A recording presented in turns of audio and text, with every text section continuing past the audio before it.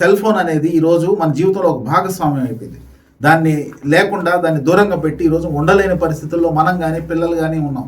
దీనివల్ల చాలా time waste అయిపోతుంది, వాళ్ళ బ్రెయిన్ కూడా దెబ్బతింటుంది. అదేవిధంగా కళ్ళకు సంబంధించిన జబ్బులు వస్తున్నాయి.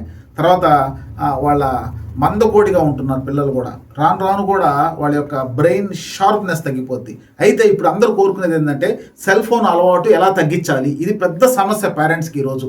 అయితే దీనికి ముందు నేను కొన్ని ఇన్స్ట్రక్షన్స్ చెప్తాను. ఇవి కానీ ఫాలో అయితే ఇది పిల్లలే కాదు పెద్దలు కూడా ఖచ్చితంగా ఫాలో అవ్వాలి. ఫాలో అయినట్టయితే ఖచ్చితంగా మన అలవాటుని తగ్గించుకోవచ్చు. పిల్లల్లో మీరు ఏం చేయాలంటే ఆల్రెడీ అలవాటు అయిపోయింది, అలవాటు చేసాం అయిపోయింది, సెల్ ఫోన్ వాడుతూ ఉన్నారు రెగ్యులర్గా. దీన్ని తగ్గించాలంటే గ్రాడ్యువల్ రిడక్షన్ అనేది చాలా ముఖ్యం.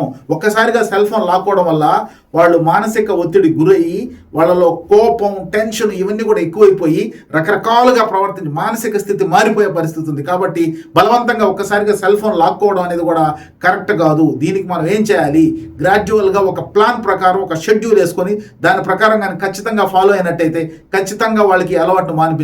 దీనికి ఖచ్చితంగా తల్లిదండ్రులు, స్కూల్ యాజమాన్యం, మీ బంధువులు, ఫ్రెండ్స్ అందరు సహకారం తీసుకోవాలా. తీసుకొని మీరు కానీ ప్లాన్ చేసుకుంటే కొంతకాలానికి మీ పిల్లల్లో ఈ అలవాటుని తగ్గించవచ్చు. దీనికి ఏం చేయాలి, ఇప్పుడు రోజు మీ పిల్లవాడు రోజు 3 గంటలు సెల్ ఫోన్ ఉపయోగిస్తున్నాడు అనుకుందాం. మనం వాడితో కూర్చొని ఒక ఒప్పందానికి వద్దాం. పిల్లవాడితో కూర్చొని ఒక ఒప్పందానికి వద్దాం. ఏంటంటే ఒక అర్ధగంట తగ్గించే ప్రయత్నం చేస్తాం. అయితే పిల్లవాడు రోజు 3 గంటల పాటు దాంట్లో ఎంజాయ్ చేసేటప్పుడు, సెల్ ఫోన్తో ఎంజాయ్ చేసేటప్పుడు అర్ధగంట తగ్గించుకోవడానికి కూడా ఒప్పుకోడు. దానికి మనం ఏం చేయాలి, వాళ్ళని కన్విన్స్ చేయాలి. ఆ అర్ధగంటకి అంతకంటే ఎంటర్టైన్మెంట్ వచ్చేది వేరే ఆల్టర్నేట్ అలవాటు చేయాలి.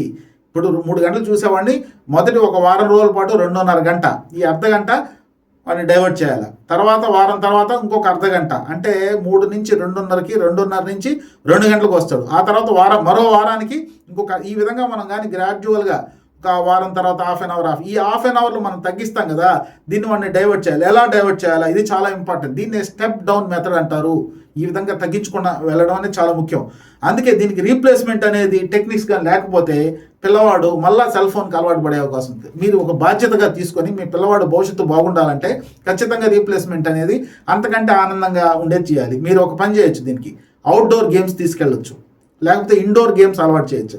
అవుట్డోర్ గేమ్ అంటే మీకు దగ్గర ఒక స్టేడియం ఉన్నా లేకపోతే గ్రౌండ్ ఉన్నా కూడా గ్రౌండ్లోకి వెళ్ళి మీరు కూడా వెళ్ళి ఆడండి. బాల్ తీసుకెళ్ళండి, లేకపోతే క్రికెట్ ఆడండి ఇంట్రెస్టింగ్గా. దానివల్ల శారీరకంగా కూడా వాడికి ఎక్సర్సైజ్ అవుద్ది, మానసికంగా కూడా ఒక ఉల్లాసం వస్తుంది. అలా కుదరినప్పుడు ఇంట్లోనే ఇండోర్ గేమ్స్, చెస్ నేర్పించండి, మీరు పిల్లలతో ఆడండి, వాళ్ళకి నేర్పించండి. 2 పిల్లలు ఉంటే వాళ్ళ చేత ఆడించండి. మదర్ అలవాటు చేసుకుని మాకు రాదు మేము చేయమని పేరెంట్స్ అనకూడదు. మీరు కూడా వాళ్ళ కోసం మారాలి, మీరు కూడా వాళ్ళ కోసం టైం స్పెండ్ చేయాలి. ఈ విధంగా ఇండోర్ గేమ్స్ కానీ అవుట్డోర్ గేమ్స్ కానీ వాళ్ళకి అలవాటు చేయడం ముఖ్యం.